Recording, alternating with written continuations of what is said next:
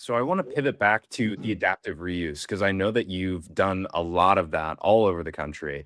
Would you just dive into that a little bit more for me? I think you mentioned an IKEA before we started. Did I mention an IKEA before we thought started? Adaptive reuse, an interesting industry to be in, especially if you can buy distressed hospitality assets at, say, $40,000 a key, and multifamily is trading at, say, 150 to $190,000 a door, right?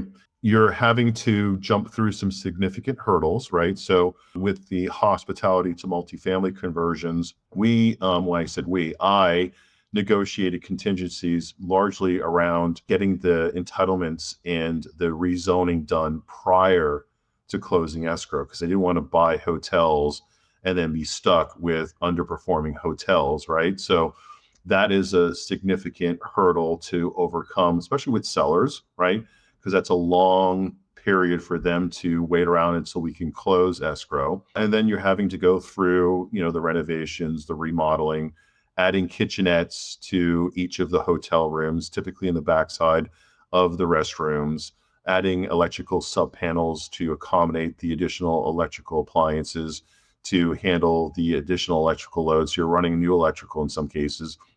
And of course, getting everything sprinklered because you're changing code from short-term to long-term use. So typical code requirements are that you have to get all these rooms sprinklered. You're talking about, at a minimum 2 years, 2.5 years before you are at that point where you have a multifamily asset. It's a long runway, but certainly very financially beneficial if you're able to find those select assets and the right seller that is going to accommodate those timelines.